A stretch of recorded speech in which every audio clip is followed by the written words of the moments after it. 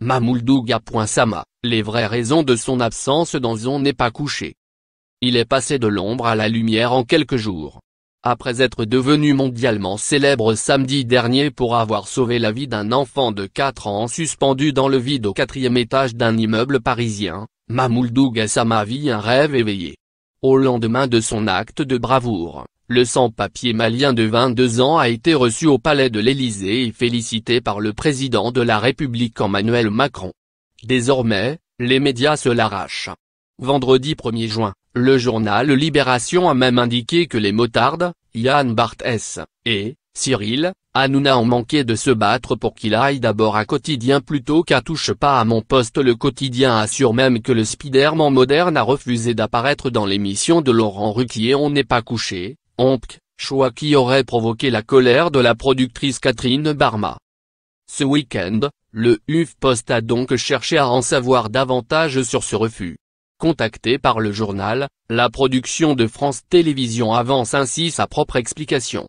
Tout d'abord, elle confirme avoir cherché à inviter Mamouldou Gassama sur le plateau de son émission. Un contact est alors établi avec l'entourage du Malien. La personne qui s'occupe de sa communication nous a proposé qu'il vienne dans l'émission pendant 20 minutes, explique la production. Une durée trop courte vu le format de l'émission. La négociation s'enclenche alors. Après un court silence radio, la productrice de Laurent Ruquier, Catherine Barma, contacte elle-même l'adjointe au maire PCF de Montreuil qui gère la communication de M. Gassama. Elle apprend qu'il décline l'invitation. Sa raison ? L'entourage de Mamouldou Gassama lui a montré l'émission et on nous répond que c'est trop violent et qu'on s'y fait agresser, explique un membre de l'équipe de production au HuffPost. Bien décidé à convaincre le jeune Malien de se laisser tenter par l'aventure Catherine Barma fait finalement chou blanc. On a cherché à savoir ce qu'on lui avait montré. La responsable de ses relations presse nous a dit qu'elle n'avait pas à se justifier et a raccroché. 2 jours plus tard, on apprend qu'on est furax.